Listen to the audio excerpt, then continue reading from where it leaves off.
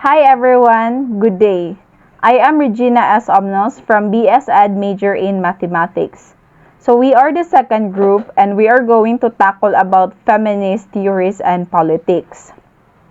Now based on the source given by our instructor, feminist political philosophy is an area of philosophy that is in part focused on understanding and critiquing the way political philosophy is usually construed. Construed means to understand or interpret, often without any attention to feminist concerns and on articulating how political theory might be reconstructed in a way that advances feminist concerns. So, feminist political philosophy is a branch of both feminist philosophy and political philosophy. So, what is the difference between these two? So, feminist philosophy is a philosophy that is aimed at understanding and challenging the oppression of women. For instance, in thinking about care, feminists have asked questions about the nature of the self. In thinking about gender, feminists have asked what the relationship is between the natural and the social. In thinking about sexism and science, feminists have asked what should count as knowledge. In other hand, political philosophy can be defined as philosophical reflection on how best to arrange our collective life, our political institutions, and our social practices, such as economic system and our pattern of family life. So political philosophy generates visions of the good social life, of what ought to be the ruling set of values and institutions that combine men and women. Now, as a branch of political philosophy, feminist political philosophy serves as a field for developing new ideals, practices, and justifications for how political institutions and practices should be organized and reconstructed. Now, what is feminism? So, feminism or feminist theory, this is a range of political movements, ideologies, and social movements that share a common goal, which is to define and advance political, economic, personal, and social rights for women. So this includes seeking to establish equal opportunities for women in education and in employment. Now, I have a picture here that shows about feminism. So as you can see in the picture, in the left side, it indicates what feminism actually is, and in the right side, it shows what society thinks feminism is. Now, if we observe the picture from the left side, the woman is trying to destroy the heavy circular metal using the sex symbol of female as an axe. If we are going to dig deeper, the heavy circular metal symbolizes her burdens and struggles, such as having the experience of maltreatment, sexual harassment, discrimination, violence, unequal pay, and other workplace issues. And in the next image, in the right side, the woman is trying to cut off the head or behead the man. So society's perspective about feminism is trying to destroy men and making men lesser than women. But this is wrong, because feminism is not a movement aimed at destroying men, but destroying the patriarchal ideas that are cemented in society. Feminism is not aimed at making men lesser than women, but at improving the status of being a woman so that it's equal to that of being a man. So basically, feminism is about all genders having equal rights and opportunities. It's about respecting diverse women's experiences, identities, knowledge and strength, and striving to empower all women to realize their full rights. Now for the next slides, the history of feminist movement will be discussed by Ms. Grappa and together with Ms. Serenias. Thank you.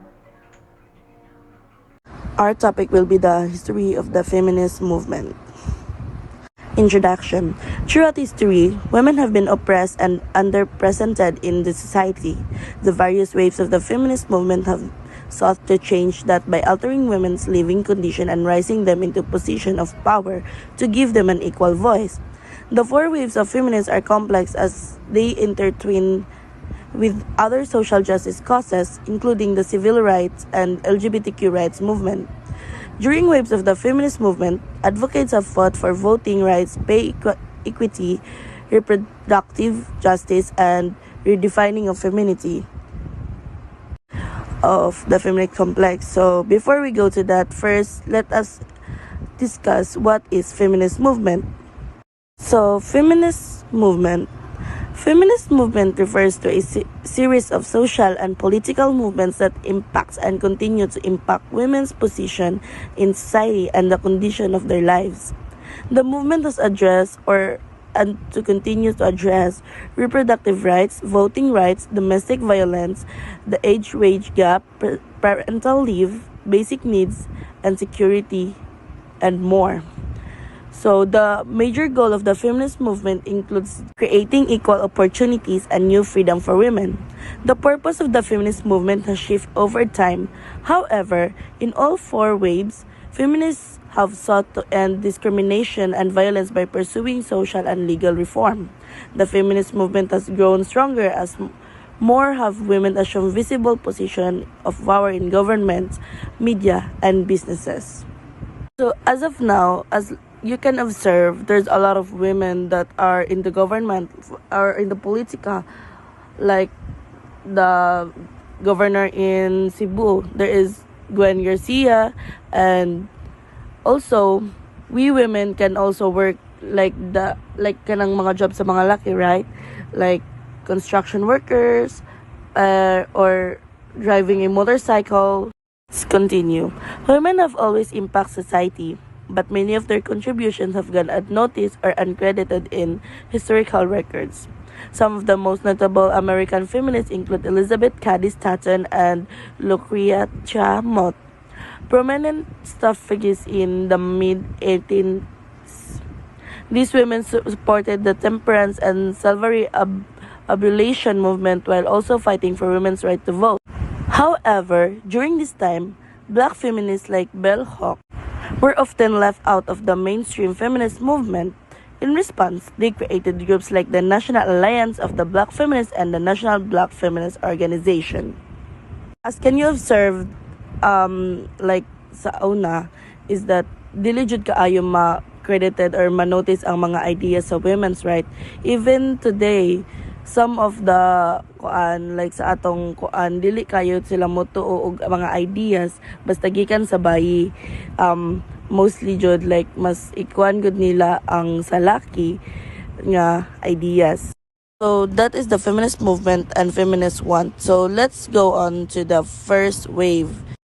The first wave of the feminist movements occurred between the mid-18th and the early 1920s.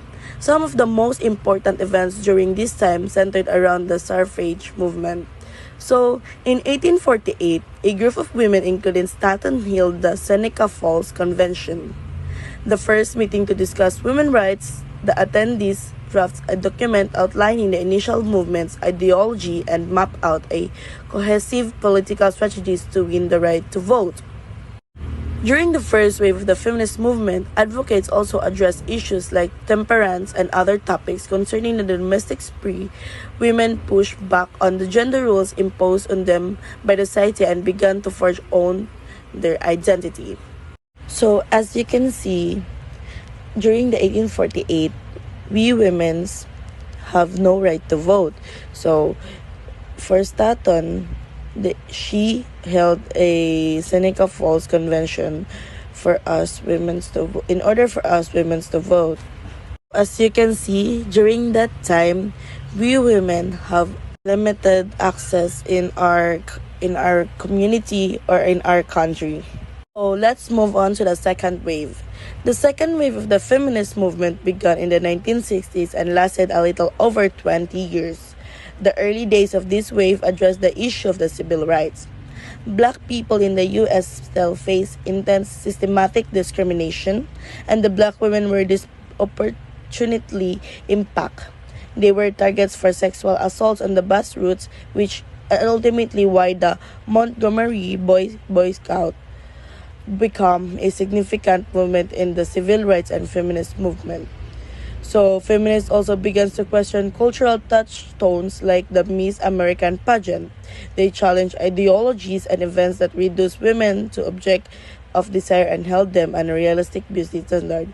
In the 1960 and 1969, activists staged protests against the pageant, arguing the patriarchy devalued women, controlled their identity, and kept them domesticated.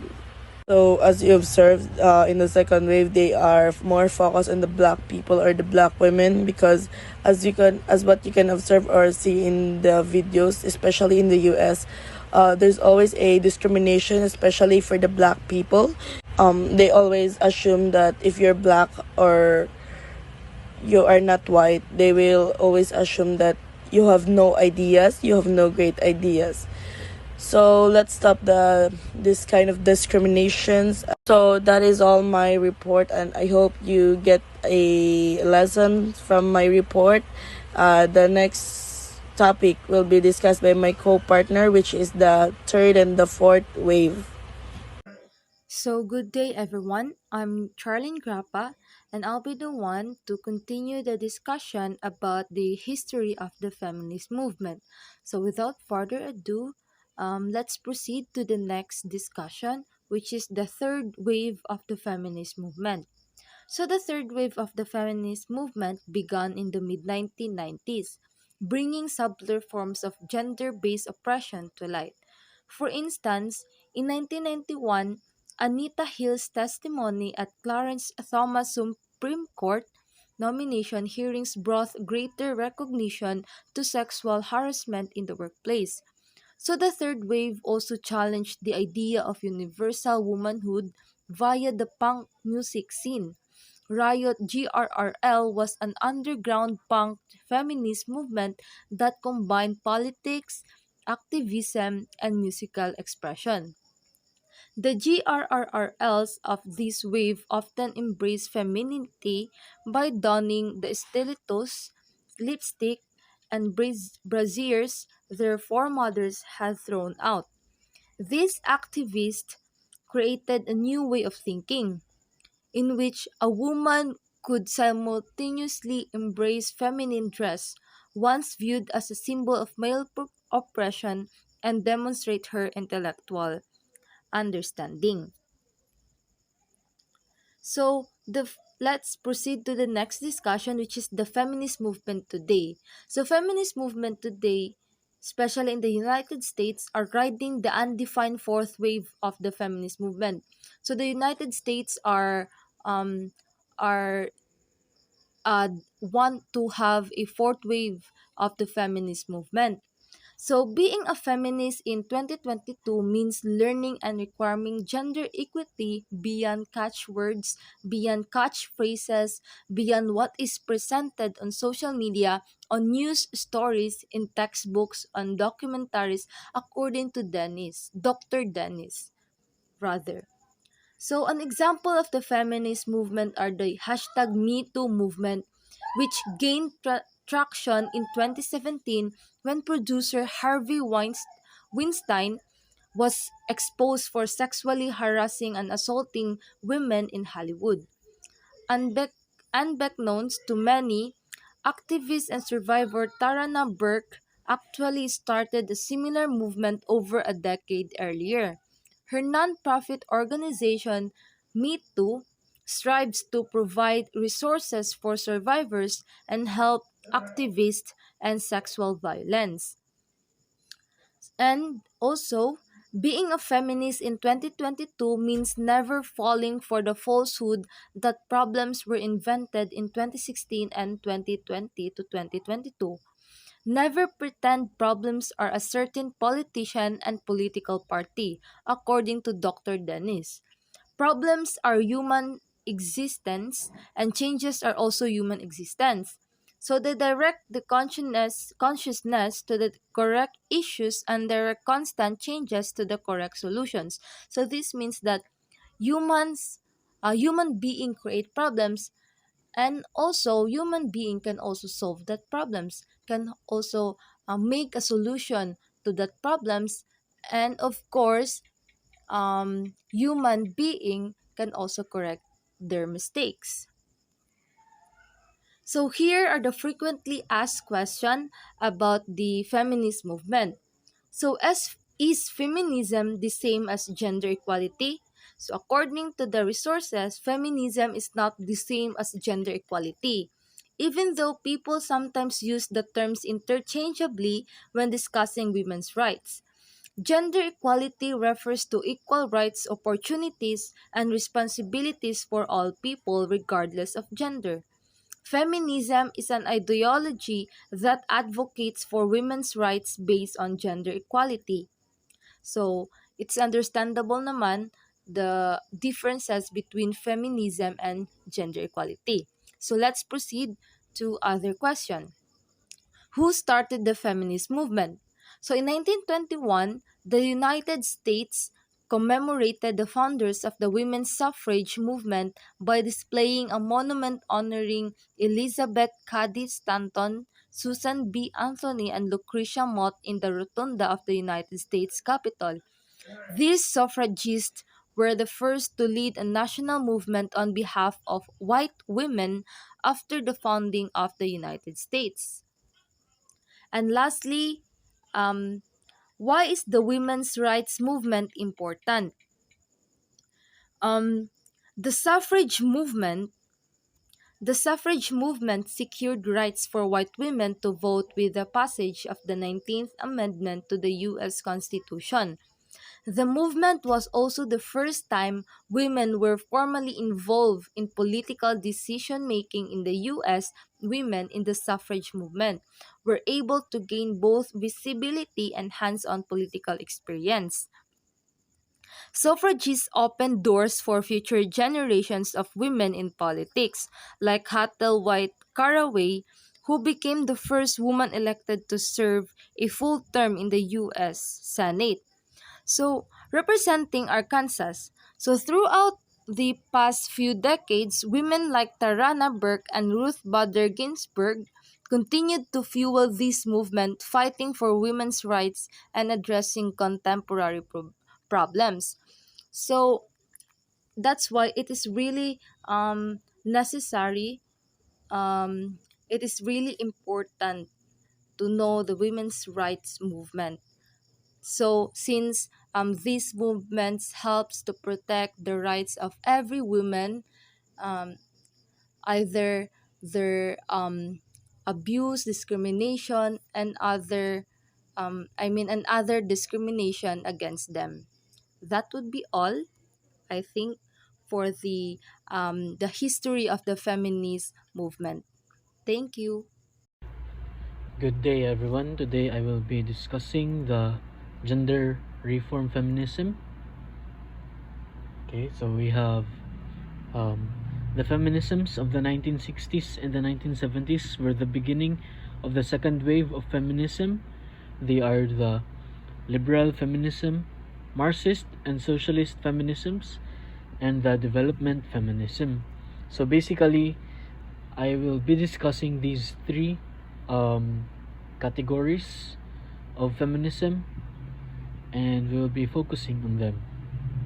Now, the roots here were respectively 18th and 19th century liberal political philosophy that developed the idea of individual rights, Marxist or Karl Marx's 19th century on critique of capitalism and his concept of class consciousness, and the 20th century anti-colonial politics and ideas of national development. Now, gender reform feminisms put into these perspectives. So now let's talk about liberal feminism. Liberal feminism claims that gender differences are not based on biology, and therefore that women and men are not at all different. Their common humanity supersedes their procreative differentiation. If women and men are not different, then they should not be treated differently under the law. So that's what liberal feminism's idea or belief on this matter, on men and women. Now they believe that women should have the same rights as men and the same education and work opportunities. So yun nga, because they believe nga gender differences are not based on biology, and because they believe that men and women are not different at all, then of course in terms of rights and privileges, then dili po dapat unta sila different. Instead they should be equal, no? So that's for the claim and belief. For the goal, the goal of liberal feminism in the United States was embodies or to be included in the Equal Rights Amendment to the US Constitution, which was never ratified. Now, politically, liberal feminists formed somewhat bureaucratic organizations which invited men members, no? So, I think it was a very good a step towards achieving their advocacy, their goal. I think to really achieve gender equality, the people of all gender, and that includes men, dapat sila pud mismo should acknowledge that women should be treated equally. Kay the fight for gender equality would be very difficult if women nag-advocate for that. Instead, it should be everyone's concern, the people of all gender, and that is why I commend their action to really include men in their fight for this equality. No, so that was very good of them. Now for their focus, liberal feminism mainly focuses on the visible sources of gender discrimination, such as gender job markets and inequitable wage scales, and they also redress the gender and ethnic imbalance in the workplaces. Now, visible sources of gender discrimination such as gender jobs and inequitable wage scales. So diba there is this existing discrimination in their at least during their time.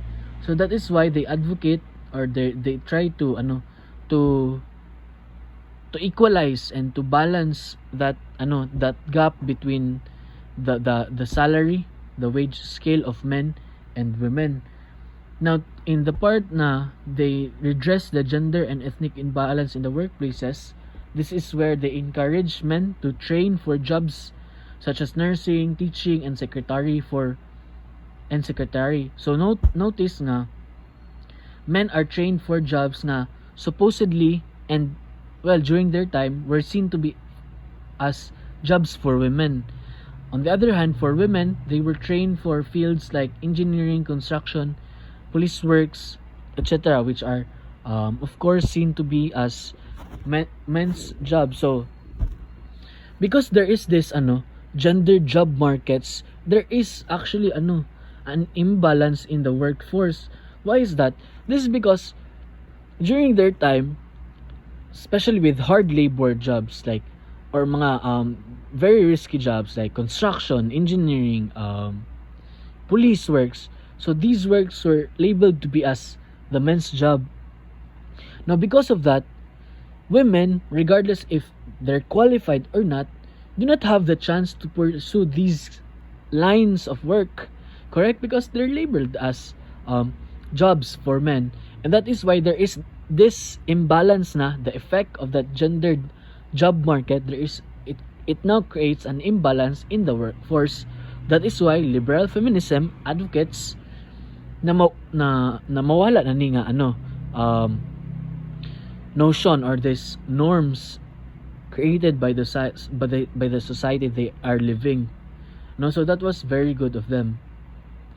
That is why for the contribution, liberal feminism showed how much modern society discriminates against women. Nga pag women, mura ni imong trabaho, sewing, secretariat works, and what have you, no?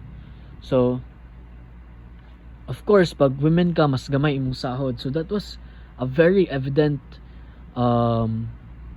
scenario of discriminating women. Now in the US, liberal feminism were successful in breaking down away barriers to women's entry into formerly male-dominated jobs. Also, they helped to equalize wage scales. They also legalized abortion and other reproductive rights. However, liberal feminism could not overcome the belief that men and women are intrinsically different. So, if we go back to their belief, they claim that gender differences are not based on biology, and therefore that men and women are not different at all. So they were not successful in proving that men and women are indeed not different. However, they were successful naman in proving that maski different ang men o women, women are not inferior to men, and therefore should not be treated differently. Instead, they should be treated equally. No, so that's for the liberal feminism.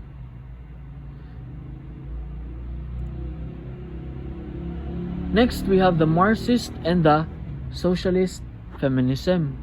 Now, before we even talk about what's written in my slides, I think it's important to say nga, since this is a Marxist and socialist feminism, Marx's analysis of the social structure of capitalism was supposedly to apply to people of any social characteristics.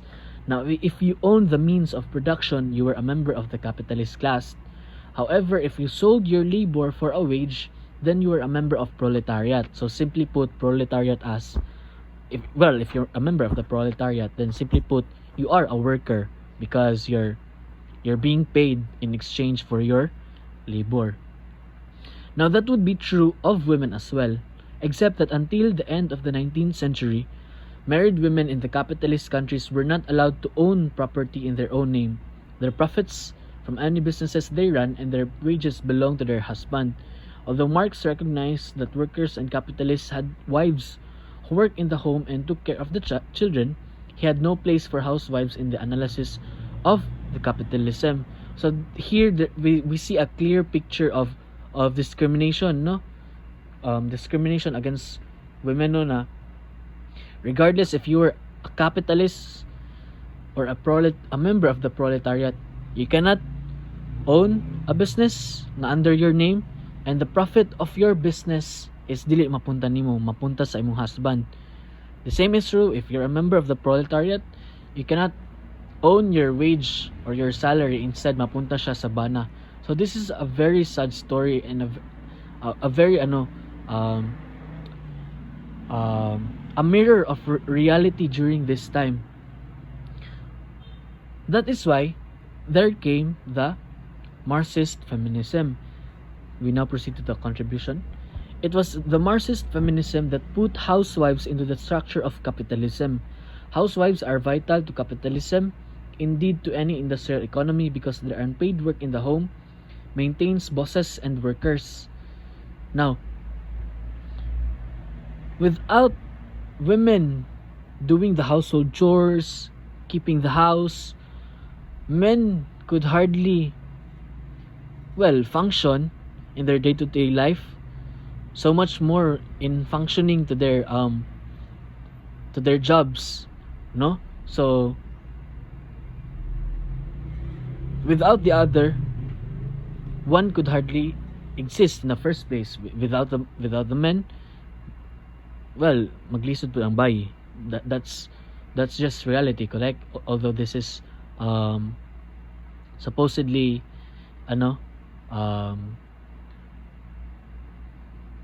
gender equality, but we must accept nga, if wala po yung men, maglisod po ang bayi. The same is true if walay men, ay walay women, maglisod po ang mga kalalakian. So what I'm trying here to say is that everyone is important, no, regardless of your gender, of your sex. We do complementary works here, just like the men. They do complementary works to that of the women. If ang women mo manglimpyo sa balay, ang men mo mangitag way to make ends meet. Siya mo what do you call this? Siya mo na trabaho, no? Now, also,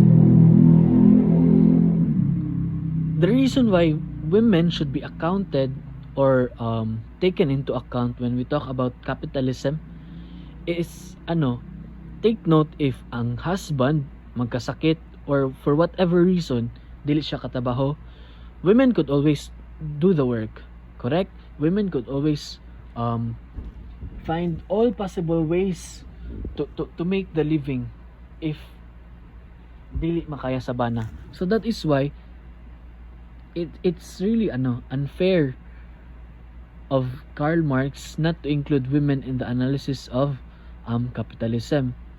Also, 'di ba sa mga I often hear this sa mga lectures and seminars. Women are working twice as hard as men. Why is that? For example, if both parents, both bana and ang asawa gitrabaho, pag uli sa balay, it's always the women, the wives. Sila dyan ang magdigamo, magluto, magatiman sa mga anak, everything. Ang husband, well, magpahuway, maglantog TV. That's it. No? But I'm not saying this is true to all, but for most cases, this is what's happening. Okay? That is why women's work in and outside of the home should be taken into account and should be valued. Okay? Next, we proceed to criticization. Marxist and socialist feminism severely criticized the family as a source of women's oppression and exploitation. So, para sa ganina, i-mention natin, within the home, within the household, within the family, it's really the women who are working. No, regardless if katrabaho pa ba na sila job or wala.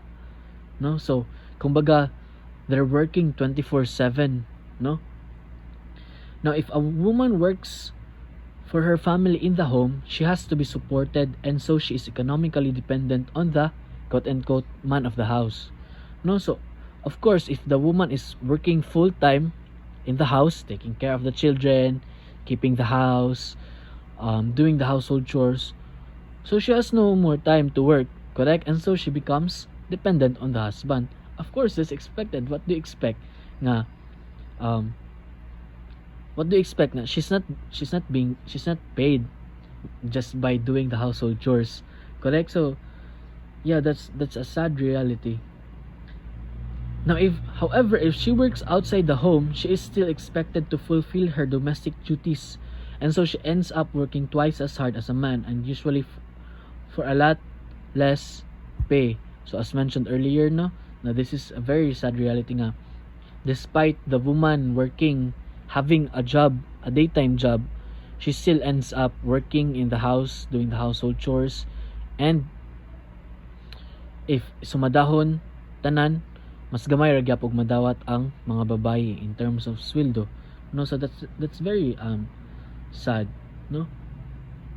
Now because of that, the government provided solution na to address this source of inequality.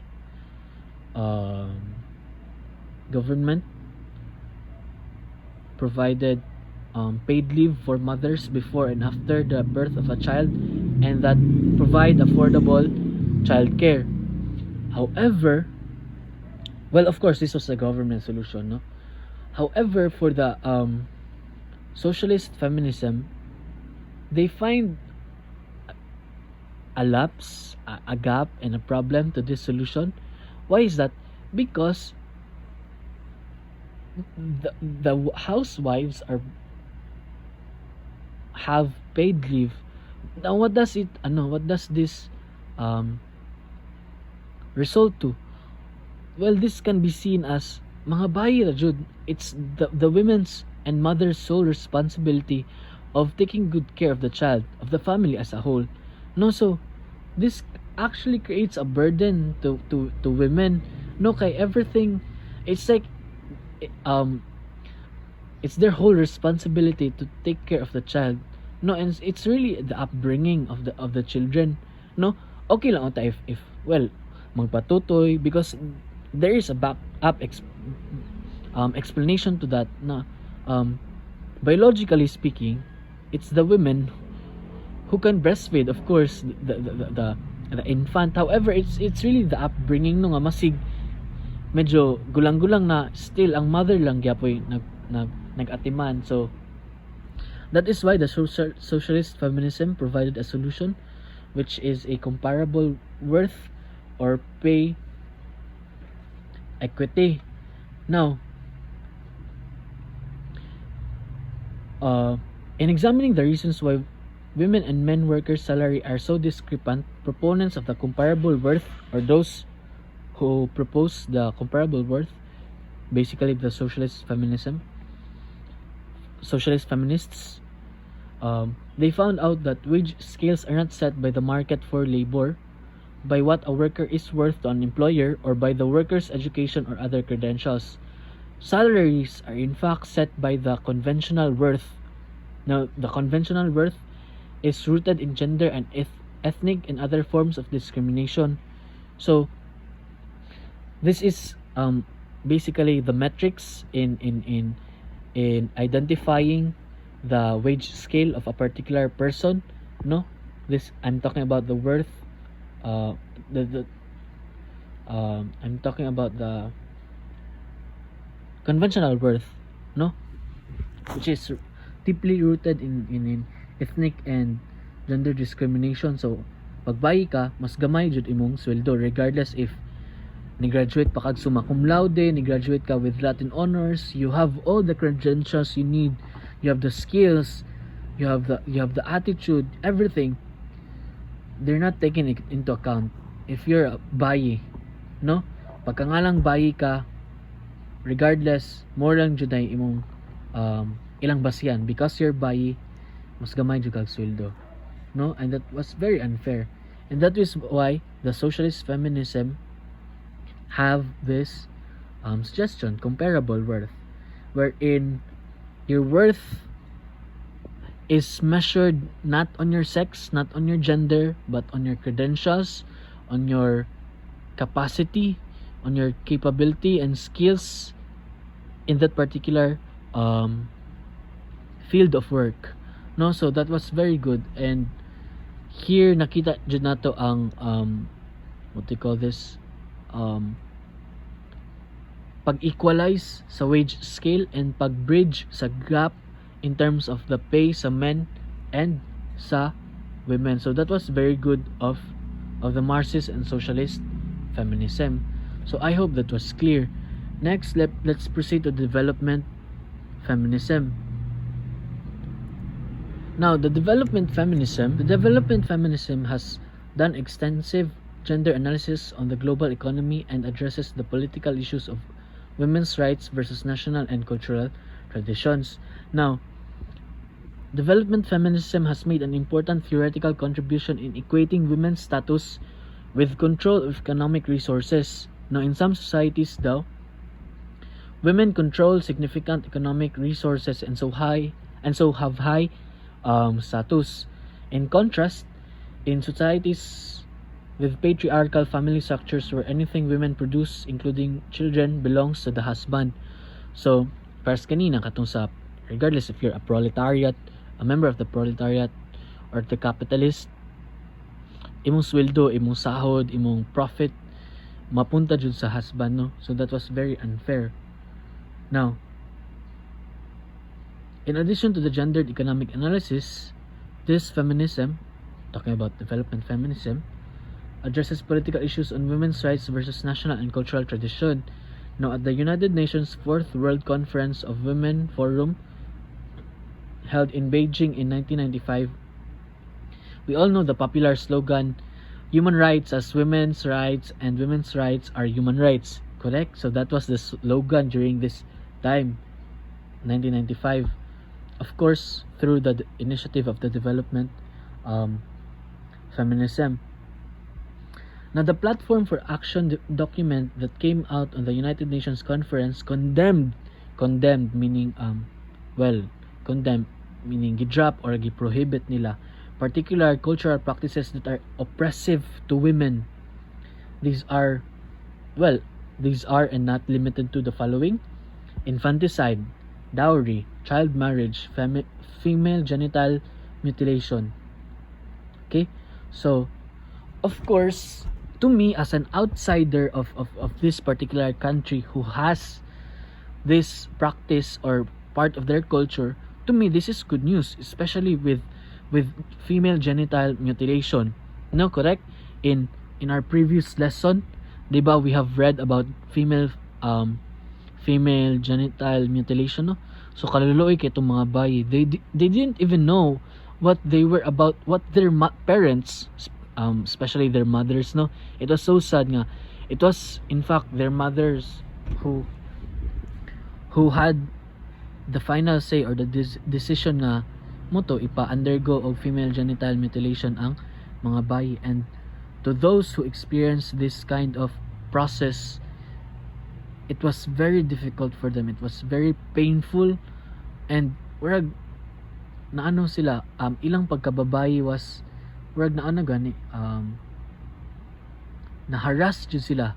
To them, na-harass jud sila, and it was very sad, no? So, however, diba, that was at least for me. However, this was, one should consider pod nga this was in fact part of their culture and tradition. They believe nga if mahimo ni sa usa ka bayi, they are already purified, they are pure, they're purified and they're pure, and they dapat jud sila mo undergo ani nga process, although sakit siya and although dili decision sa bata mismo. So that is why we now have a dilemma, traditional cultural practices versus education and better healthcare, no? So this is a very hot issue and topic nga, although there are these advantages to condemning and banning these kinds of practices. However, to them, they would lose their identity. They would have to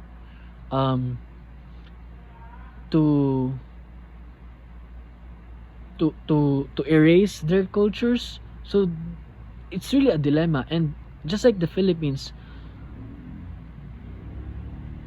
just as how much we value our cultures, our practices, in anak pod ka importante para nila, especially with African countries, in anak pod ka valuable nila ang tradition, cultural practices nila. That is why this really is a dilemma to them, no? So far, those were the three subcategories of gender reform feminism: the liberal feminism, Marxist and socialist feminism, and the development socialism. Feminism. Now, each of the gender reform feminisms faces contradictions in their theories and their practical solutions, all wanting to create a positive change for women, but all face dilemmas and problems. So, para sa atong topic on female mutilation, no? So, maski sila mismo ang the development feminism mismo, sila, they find it so hard to solve and to decide whether or not unsa jay angay to abolish or to condemn these practices, or to still practice their culture, which will of course preserve their identity and their heritage, no? Also, for katong government kanina nga na solution, maternity leave. However, if you try to think about it, mugawas siya nga it's the sole responsibility of the mothers to really take care of the children, no? So every feminism faces their own problem. However, masig they're facing problems, all the mentioned, discussed feminisms have contributed a lot and have done so much in the work of attaining gender equality. We may not have they during their time they may not have achieved, you know, absolute equality. However, their contributions, which served as an advantage to the what do you call this, to the other feminisms that existed after them, have done so much, no, without the works of the pre-existing feminisms. Other feminisms that came after them would really have a difficult time, you know, just by talking about their advocacies.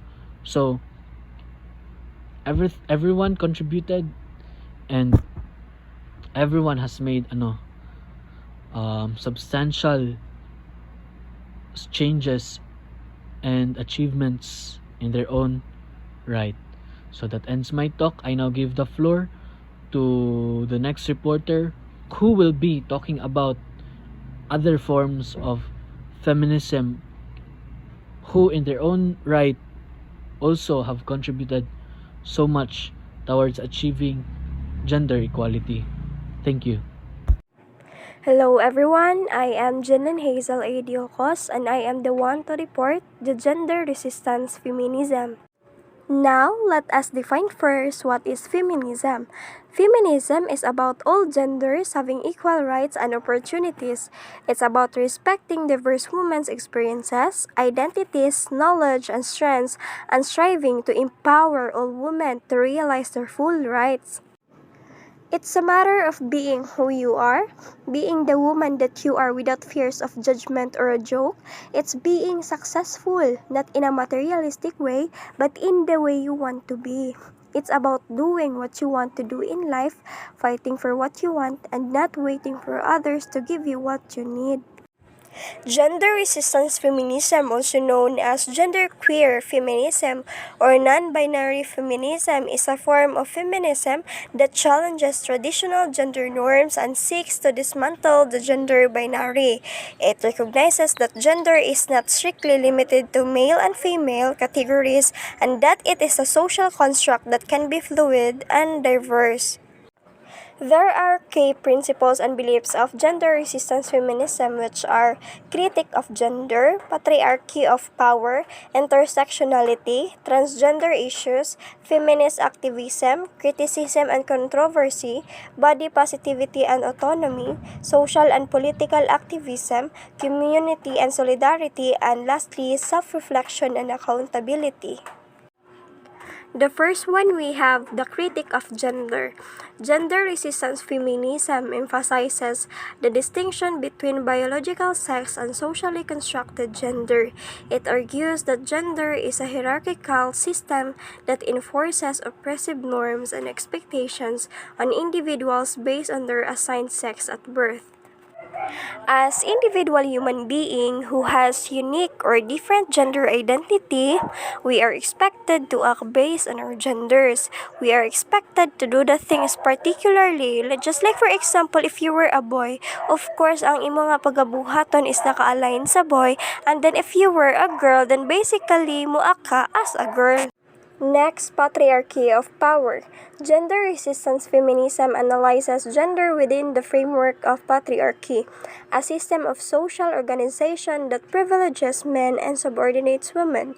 They view patriarchy as the root cause of gender inequality and seek to challenge and dismantle it.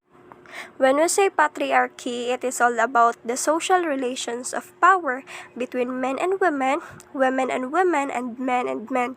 So the patriarchy challenged the promotion of gender equality, and the only way to dismantle patriarchy is by recognizing women as political subjects, ending violence against women and the denial of their rights, and deconstructing the sexual division of labor. The third one, we have intersectionality. Gender resistance feminism recognizes the intersecting forms of oppression that individuals may face based on their gender, race, class, sexual orientation, disability, and other social identities. It aims to address these intersecting systems of oppression to create more inclusive and equitable societies. Next, transgender issues. One significant point of contention within gender resistance feminism relates to transgender issues. Some gender resistance feminists hold the belief that sex is immutable and that transgender identities reinforce traditional gender roles and norms, in which maka-agree gyud ta, no? However, this perspective is not universally held within feminism, and there are diverse views on transgender inclusion and rights among feminists. The fifth one, we have feminist activism. Gender resistance feminists engage in various forms of activism such as advocacy, raising awareness, and challenging gender norms and discriminatory practices. They may also work to create spaces for women's voices and experiences to be heard and validated. As we all know, no, nga women empowerment is one of the fundamental factors that positively enrich and impacts feminism, no? Because of the collaboration and unity of each woman, there are a lot of open doors and opportunities for us. No, dili lang sa support system sa each woman, no, but also the rights that has being implemented that protects and empowers every woman. Yes, dako kayo biling every woman na anajay rights, na anajay balaod that protects them, that empowers them, that would encourage them to do better, that would make them realize na each of woman here on earth, no, na ay position na ay bili diri sa kalibutan. And of course, no, dako kayo nagkahimuan, it is just a proof nga we women deserves equal rights and opportunities, that we deserve to be heard. Next, we have criticism and controversy. Gender resistance feminism has faced criticism from various quarters. Critics argue that some gender resistance feminism exclude transgender women from the feminist movement. Yeah, most of the victims of criticism are the transgenders, no? They are prone to discrimination, especially here in the Philippines. As we all know, no, nga grabe kaayo o taas ang rate sa discrimination when it comes to transgender, no? Most especially they are excluded to feminist movement. So dako gyud kay dyan sa nga ma-discriminate sila. It is quite challenging, you know, para sa mga transgender women, especially kay ingani na jud ato nga society, dili na nato ma-avoid nga nay man discriminate, di na jud nato na malikayan nga naadyoy makapangdao o makapang-discriminate nila. Next, we have body positivity and autonomy. Gender resistance feminism promotes body positivity and challenges societal beauty standards that contribute to body shaming and objectification. It emphasizes bodily autonomy and the right of individuals to make decisions about their own bodies free from external pressures and judgment. Permi na tong i-remind sa ato nga kaugalingon nga we are uniquely beautiful and we have the right to make decisions sa ato nga lawas kay this is our body, no? Diba? And we have to be free from external pressures and judgment. Of course, if you want to be beautiful, if you want to be confident, to be pretty, to feel pretty, no? Stop copying someone's image ug ayaw pa kay kompetensya sa standard diri sa society. Of course, you have to be confidently beautiful. Kay if you are confident enough sa imo nga self, of course, nga free ka sa mga judgment, sa discriminations, kay whatever they say man, dili naman na makapasakit nimo, kay you accepted you as who you are, no? By not copying someone's life, by not copying someone's image, you are uniquely beautiful. Always remember that. And lastly, we have social and political activism. Gender resistance feminism is rooted in activism and seeks to create social and political change. It involves engaging in various forms of activism, including advocacy, protest, organizing, and lobbying for policy reforms that challenge gender-based discrimination and promote gender equality. Right now, no, women are more involved in social and political change ug gipakita lang diha no nga dako kayog papel ang mga babaye to the improvement of our society, and it lessen no the discriminations ug mahatagan sab og garantiya nga there are equality that would exist, especially there are a lot of opportunities that's been offered for them that promotes equality, and daghan na kayog actions when it comes to women empowerment no ug nakita na sa ato nga society right now. And community building and solidarity is our bridge no to bring hope, opportunity, and to fight for our rights against oppression.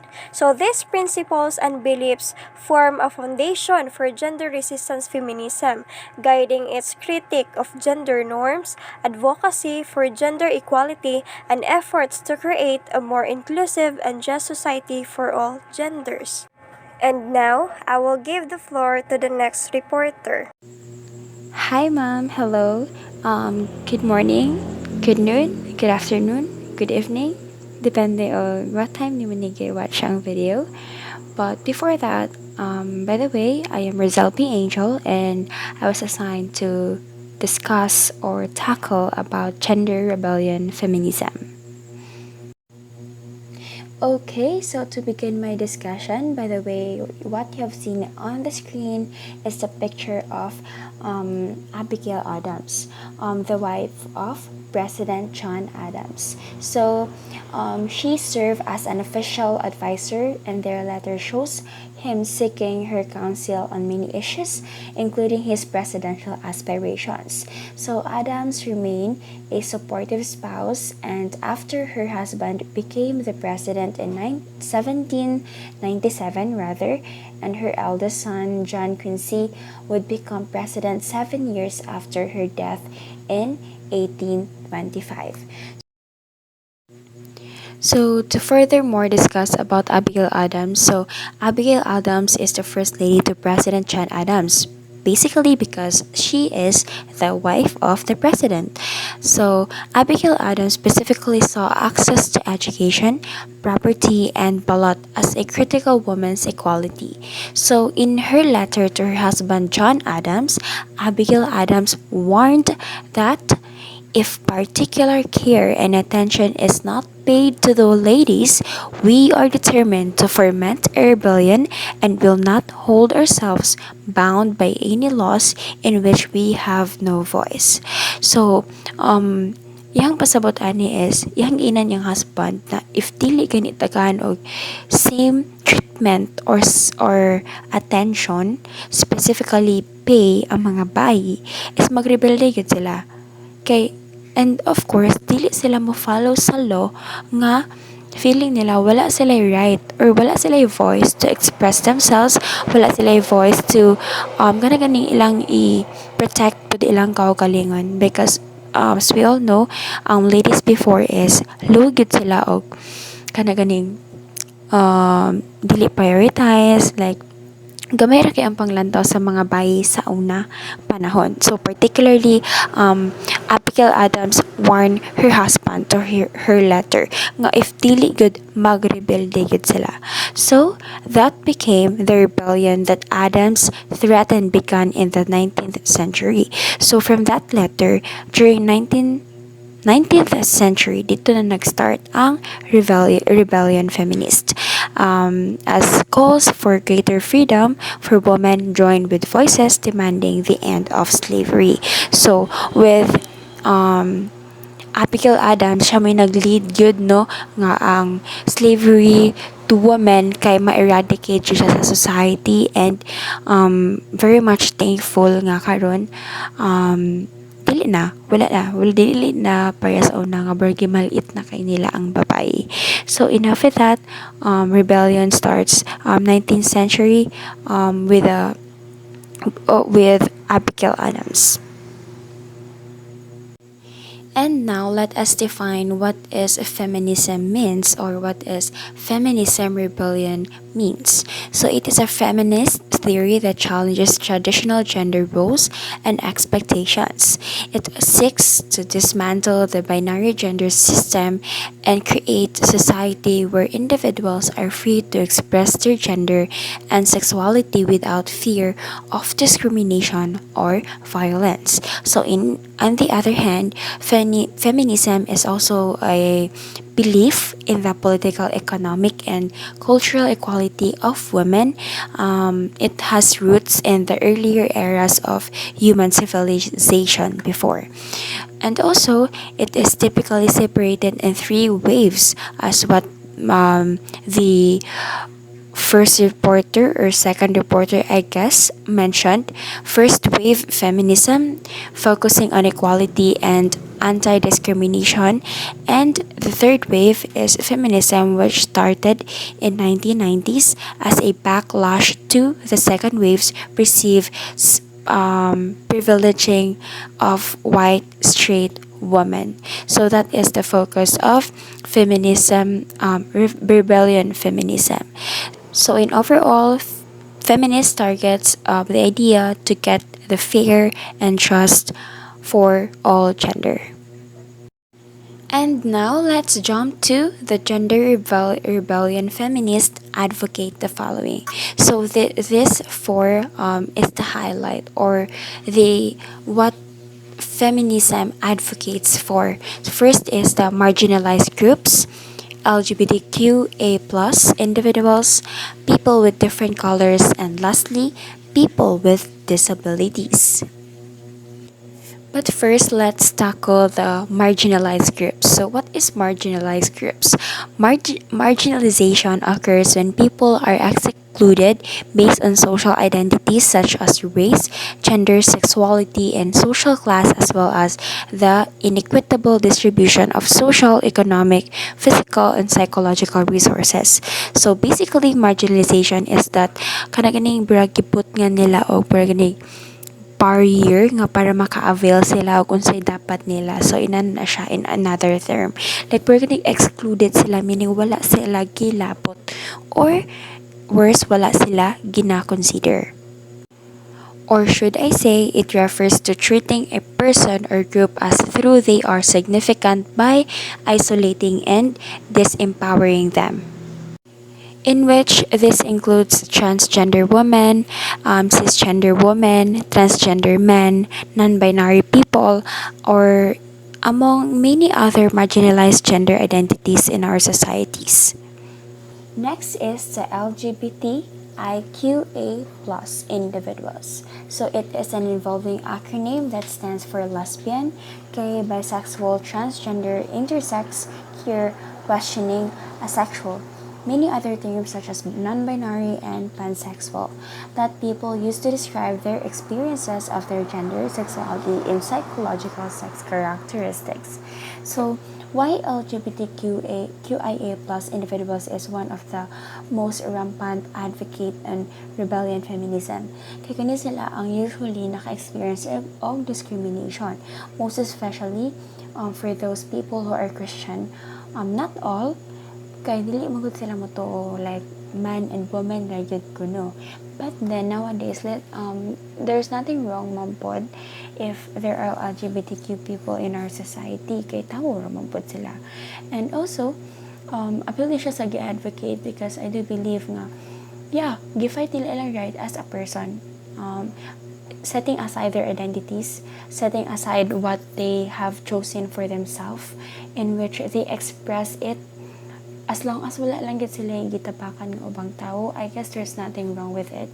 But then, wala gito, appeal din siya sa advocate sa rebellion, kay sila ang mostly good nakadawat sa discrimination, sa tanan nga mga storya nga sakit kaayo inana. So hopefully ma-discriminate ng inana because bisag unsa pay bali-balintungon pa nato ang kalibutan, they are human beings and they have the right to express themselves, they have the right to express what they have want, and if we are depending it to the Bible, then let God judge them, dili kay kita kay syempre tawara man pud na. Okay, so let's move on to the next. Okay, so next is the people with different colors. So, large group of people class according to common racial, national, tribal, religious, linguistic, or cultural origin or background. So, people with different colors, kataning Black American, White American, ganyan siya, di ba? So, like for example, sa una manggod, like ang tao nga black, yes, wala gid sila gitagaan og kanang pero kanang kuan sila kanang gi-marginalize or kanang gilahi sila or lain nilang panglantaw dili fair ang treatment sa ilaha kaya maba kay ang panglantaw nila sa mga black Americans or black people. Like for example, I have watched a movie nga kuan siya kanang negro siya and then kaskwela siya sa US and then buro siya ma-outcast kani like dili siya ganahan nga amiguhon sa mga estudyante dito kay lagi itom siya and then daghan kayong judgment.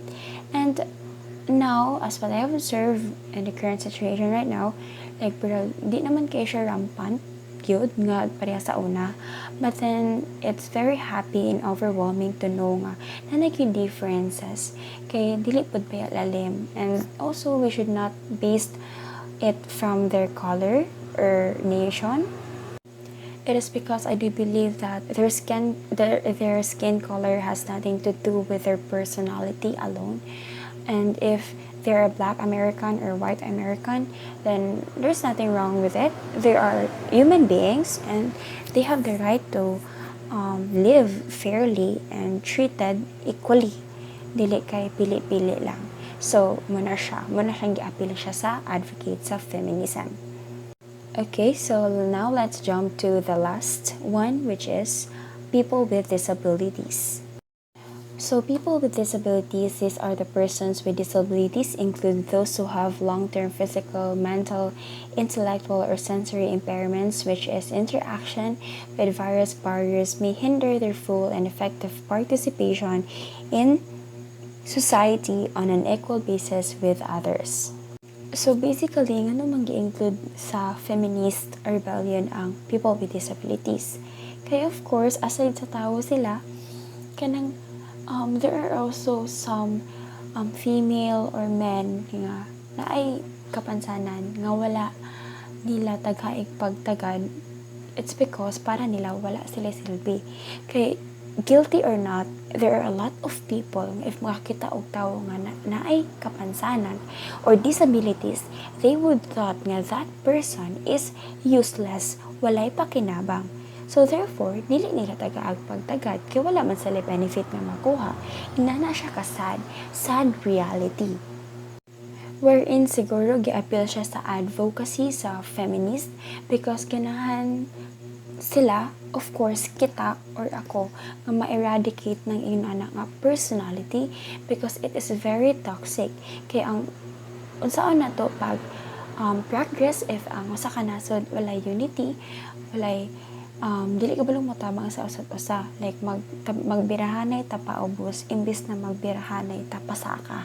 So and the first step to be progressive manggod is to be united with your people.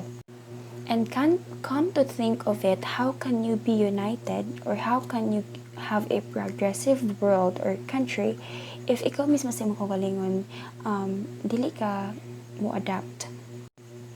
And that is the very good thing why people with disabilities should be involved on this or on this advocacy. Kaya sila kay pinaka makaluluoy and we don't have the right to judge them because they have disabilities. Because as we all know, let's be inclusive, adaptive, because whether we like it or not, they are all gifted. We are all gifted. Maybe they have hindrances na sila limitations, but also kita man po na normal people. Naman po tayo mga limitation. Daghan kayong mga person with disabilities nga di kalakaw, apan maayo mo painting, maayo mo napoy uban nga maayo mo sing, di ba? Na dili ka kita nga maayo mo mo piano, so inana so kita mga normal possible nga dili po ta kabaluan ang ilang mga na possible nga nahibalaan.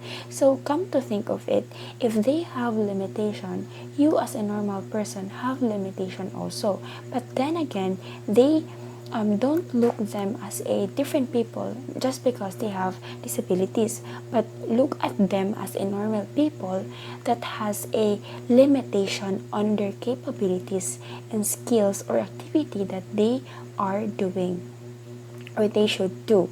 So, inana na siya. So, to sum it all, feminist rebellion advocates equality to all the gender, and also it targets to have a fair enough when it comes to justice for those people who has a non-voice in the society. That's all for my report, and let's move on to the next reporter. Thank you. Once again, this is Rizal B. Angel.